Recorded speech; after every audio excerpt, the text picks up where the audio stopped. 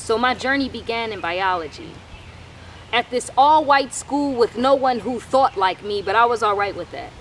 Because see, I've always walked with the world on my back, besides I was not born to be a follower. See, I'm a descendant from a long line of conquerors, but that the point is beside. See, I came here to break down my theory of this genocide. So I'm in class with my hand held high because I got this question that's burning me up inside. So teacher, please help me to overstand this concept of pigmentation and the world's first man. But see, instead of helping me, he made it clear to me that I still wasn't free to ask the questions relevant to finding my ancestry. But don't think that stopped me from wanting to know, because after that is when my mental actually began to grow. But I came across some stuff one day that made me stop what I was doing just to pray. See, this cat who went by the name of Lynch, he found a way to control us without using whips. What he developed was a time bomb created to self-destruct. And when it's time to erupt, the major casualty will be the African mentality.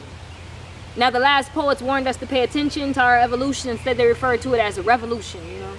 When the revolution comes, when the revolution comes. But see, let me slow down, because I'm starting to hear the beat of African drums. Now, I hope y'all understand that slavery was the first empire of its kind. Here, I bring everybody up into our time. Just like slavery, we making all these cats rich.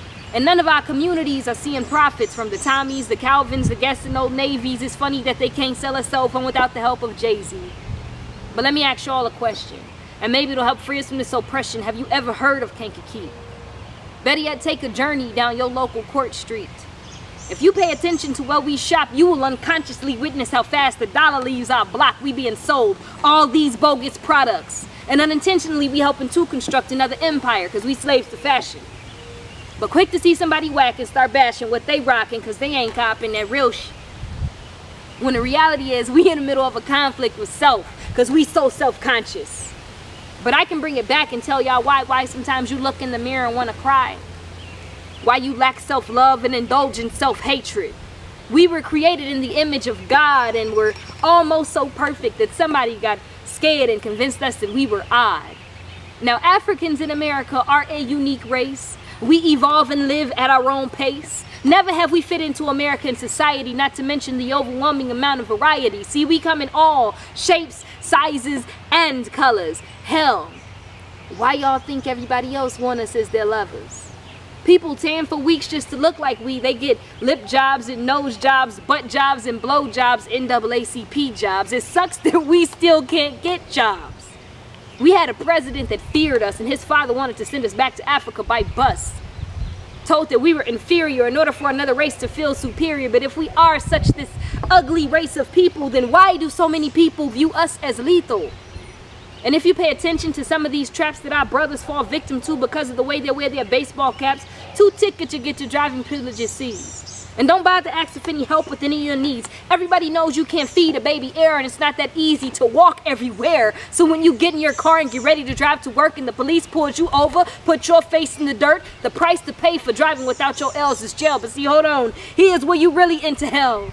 It's supposed to be a violation for that little conviction if you vote. So we get stuck with people like President Bush, whose actions and name are synonymous with the word puss, and because of Bush and Dick and Colin and their ironic names, a lot of people get caught up into playing games. So don't think you're going to get a decent job with people like that in office because you forced into a hustle to get out of this sorry situation. We find ourselves locked in this nation where we all racing for a better tomorrow. A place of better days where our kids can grow.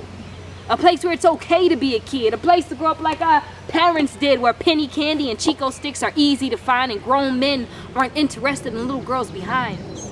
Where if any grown person heard you cussing, it was your head they'd be busting. A place you didn't have to hide from the massive destruction of the world outside, where if somebody looked at your punk ass funny, you can let it ride. But see, if you ain't searching for this place, why hell, you just committing suicide, because you sitting down waiting for this genocide.